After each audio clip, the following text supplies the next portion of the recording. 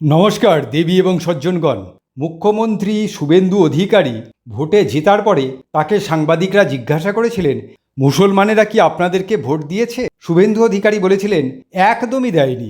এবং এই ঘটনাটা সারা ভারতবর্ষ জুড়ে চলেছে। মুসলমানেরা বিজেপিকে এক চুলো ভোট দেয় না। শুধু তাই না, তারা ষড়যন্ত্র করে কোনখানে বিজেপির বিরুদ্ধে কোন স্ট্রং পার্টি দাঁড়িয়েছে তাকে তারা ভোট দেবে, অথবা তাদের নিজস্ব পার্টি যদি দাঁড়ায় তাহলে তারা ভোট দেয়। যেমন হুমায়ুন কবিরকে দিয়েছে, যেমন নওশাদ সিদ্দিকীকে দিয়েছে, কোথাও কোথাও তারা কংগ্রেসকে দিয়েছে, এবং যেখানে সিপিএম একটু সংখ্যাগরিষ্ঠ সেখানে তারা সিপিএমকে ভোট দিয়েছে বিজেপিকে হারাবার জন্য। কিন্তু এরও একটা শর্ত আছে, সেই এলাকায় যদি মুসলমান সংখ্যাগরিষ্ঠ হয় তাহলে বিজেপি বিরোধী প্রার্থীকেও অবশ্যই মুসলমানই হতে হবে। আপনি কংগ্রেসের যে দুজন জিতেছে সেই দুজনকে দেখুন, মুসলমান। হুমায়ুনের পার্টি যে দুটো জায়গায় জিতেছে দুটোই মুসলমান। নওশাদ সিদ্দিকী এবং সিপিএম যে দুটো জায়গায় জিতেছে সে দুটোও মুসলমান।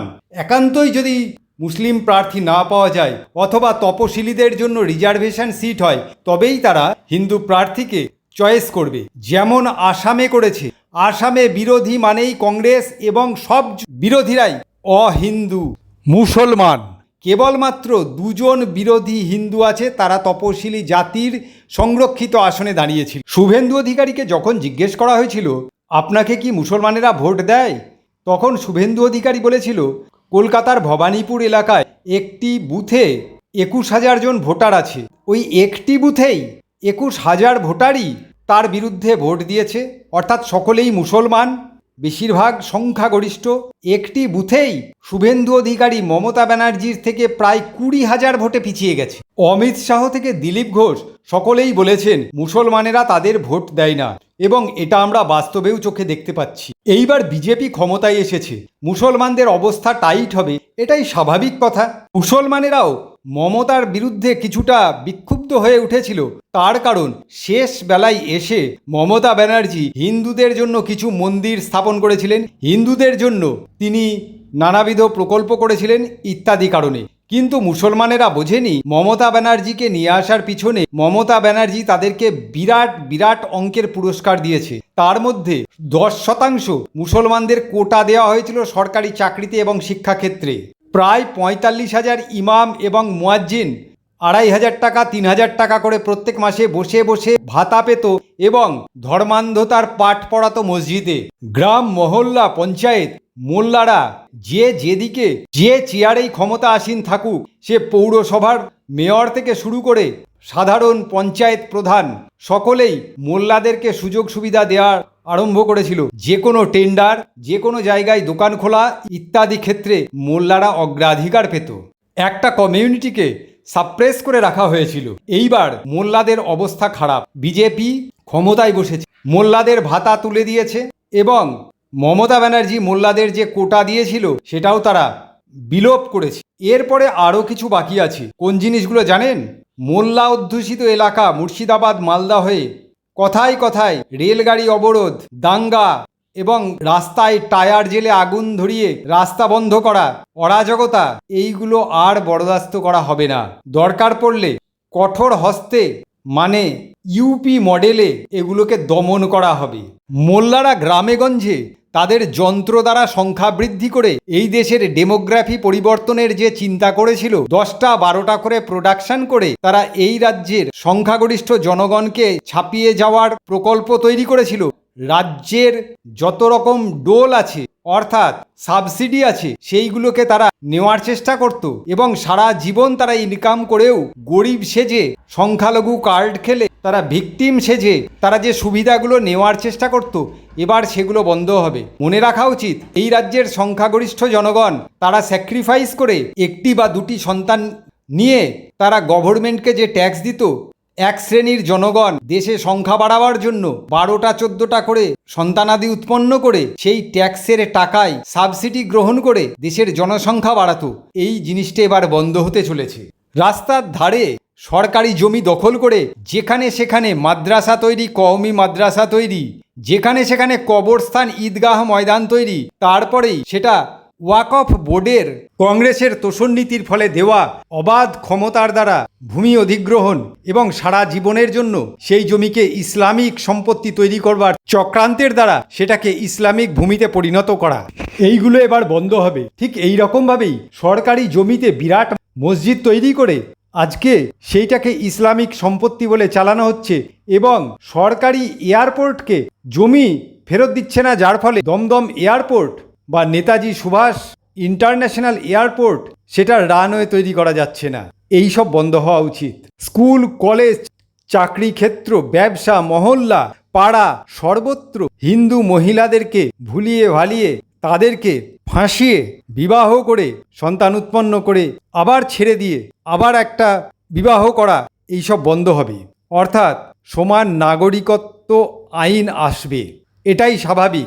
না, আমি তার মানে কখনোই বলছি না যে হিন্দু মুসলমানের বিবাহ, আন্তঃধর্মীয় বিবাহ বা বিভিন্ন বিশ্বাসের লোকেদের মধ্যে বিবাহ বন্ধ হয়ে যাওয়া উচিত। তারা যদি ভালোবাসা করে তার জন্য ভারতের সংবিধানের এর জন্য ব্যবস্থা আছে, স্পেশাল রেজিস্ট্রি ম্যারেজ অ্যাক্ট আছে। কিন্তু এটাও মনে রাখতে হবে যে ইন্টেনশনালি অন্যের ঘর থেকে মেয়ে নিয়ে চলে আসব, তাকে ধর্মান্তরিত করব, এদেশকে ইসলামিক দেশ তৈরি করব, এগুলো বন্ধ হওয়া উচিত। মনে রাখতে হবে হিন্দুর ঘর থেকে মেয়ে নিয়ে আসলেও তার সন্তান হিন্দু হতে পারে, আবার মুসলমানও হতে পারে। তেমনি হিন্দুর ঘর থেকে মেয়ে নিয়ে আসলে তাদের সন্তান মায়ের পদবিও ব্যবহার করতে পারে। ভারত সরকারের আইন অনুযায়ী এটা সম্ভব।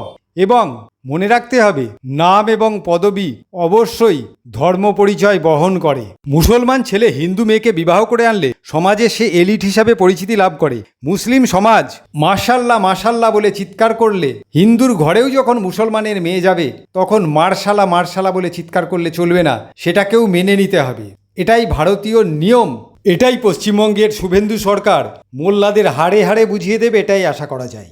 আর ইন্টেনশনালি হাতে হিন্দুর মতন সুতো জড়িয়ে কপালে তিলক কেটে মিথ্যা নাম বলে হিন্দু মেয়েদেরকে ট্র্যাপে ফেলে বিবাহ করার চক্রান্ত বন্ধ করা হবে বা উচিত, যেটাকে ইউপিতে লাভ জিহাদ বলে চালানো হচ্ছে বা প্রেম জিহাদ বলে চালানো হচ্ছে এবং তার বিরুদ্ধে কড়া পদক্ষেপ নেওয়া হচ্ছে। মুসলমানদেরও তালাক তালাক তালাক বলেই একটা ছেড়ে দিয়ে আবার একটা বিবাহ করে নিয়ে আসা, চারখানা বিবাহ করা, তার মধ্যে দুটোকে তালাক দিয়ে আবার নতুন করে দুটো পূরণ করে চারখানা পূরণ করা, এসব বন্ধ হওয়া উচিত। রাজ্যে সমান বিবাহ আইন বা সমান নাগরিকত্ব আইন প্রয়োগ করা উচিত এবং সেটাই করা হবে। মনে রাখতে হবে বিজেপি সরকারের নীতি সবকা সাথ সবকা বিকাশ। কাউকে ফেলে বিজেপি সরকার এগিয়ে যাবে না, যাচ্ছেও না। সুতরাং লক্ষ্মীর ভাণ্ডারের টাকা হিন্দু পেলে মুসলমানও পাবে, আইন সবার জন্য সমান হবে, কিন্তু তোষণ নীতি বন্ধ হবে, হওয়াই উচিত। কারণ এটা গণতান্ত্রিক দেশ, সেকুলার দেশ। মুসলমান হিসাবে তোষণ পেতেই হয়, তার জন্য 47 সালে দেশ ভাগ করে নেওয়া হয়েছে। মুসলমানদের পূর্বপুরুষই 99% ভোট দিয়ে পাকিস্তান চেয়েছে। আজকে সেখানে গিয়ে তোষণ নীতি নিতে হবে বা এক্সট্রা প্রিভিলেজ নিতে হবে। আর বাংলাদেশ থেকে এই দেশে হিন্দু যদি আসে বা বৌদ্ধ খ্রিস্টান আসে, তাদের জন্য এদেশে জায়গা দেওয়াটা যেমন সঠিক, কারণ তারা মুসলমানের অত্যাচারে চলে আসছে, তেমনি ওই দেশ থেকে এই দেশে মুসলমান আসলে সেটাকে আটকানোও উচিত। সেটাই এনআরসির মাধ্যমে, সিএএ এর মাধ্যমে করা হচ্ছে এবং হবেও। দেশের মুমিনদের এমন বাড় বৃদ্ধি হয়েছিল, তারা দেশের জাতীয় সঙ্গীত জনগণ মন অধিনায়কও এই গানটাও তারা গায় না। কারণ কি? এতে ভারতকে ভাগ্য বিধাতা বলা আছে। তাদের ধর্মে এই ভাগ্য বিধাতা বললে ধর্ম উল্টে যাবে, সেই কারণে তারা দেশের জাতীয় সঙ্গীত গায় না। এবং জাতীয় সঙ্গীত কোথাও গাওয়া হলে সেই জায়গায় তারা চেয়ার ছেড়ে উঠে দাঁড়াতে দ্বিধাবোধ করে বা চেয়ার ছেড়ে উঠে দাঁড়ায় না। বন্দে মাতারম তো বহু দূরের কথা, ভারতকে বন্দনা করা হচ্ছে, সংস্কৃত কথা। তারা এই দেশে থেকে আরবের সংস্কৃতিকে এই দেশে ইমপ্লিমেন্ট করার চেষ্টা করছে। আস্তা গাফিরুল্লাহ, ইনশাল্লাহ, আলহামদুলিল্লাহ, এগুলো আরবের তাবেদারি ছাড়া কি?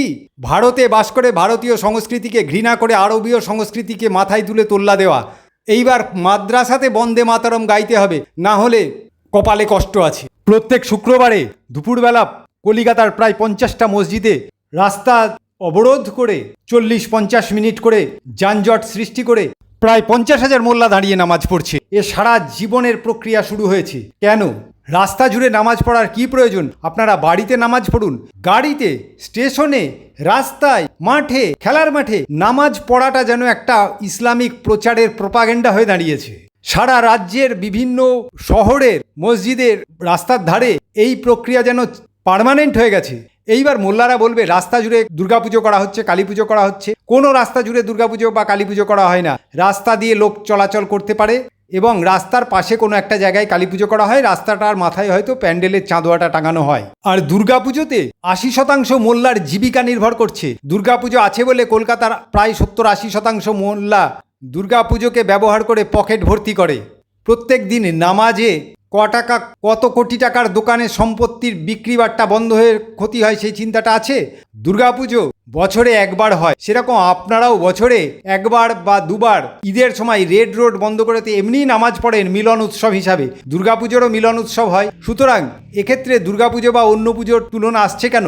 সারা বছর হিন্দু মহল্লা বা যেখানে 40টা পরিবার মুসলমান আছে সেখানেও একটা মসজিদ তৈরি করে সকাল থেকে সন্ধ্যা পর্যন্ত দিনে 5 বার করে চিৎকার করে আজান দেওয়া হচ্ছে। কেন আপনাদের এই চিৎকার করে 5টা মাইক লাগিয়ে আজান মানুষ শুনবে?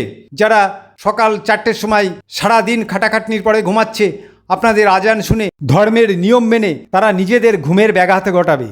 একজন শিখ, একজন বৌদ্ধ, একজন খ্রিস্টান, একজন জৈন, একজন হিন্দু, তার কাছে আজানের কি মূল্য আছে? সে সারা জীবন প্রত্যেক দিন সকাল 5টার সময় সহ সারা দিনে 5 বার করে চিৎকার চেঁচামেচি শুনে কেন তার বিভ্রান্তি ঘটাবে?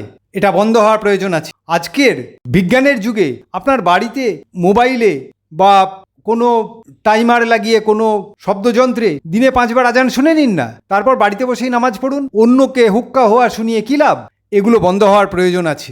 পশ্চিমবঙ্গের মোল্লাদের সঙ্গে বাংলাদেশি মোল্লা এবং বাংলাদেশি মিডিয়াও প্রচার করতে লেগেছিল যে পশ্চিমবঙ্গের মুখ্যমন্ত্রী পদের জন্য মুসলমানদের ভোট একান্তভাবে প্রয়োজন, না হলে মুখ্যমন্ত্রীর চেয়ারে কেউ বসতে পারবে না।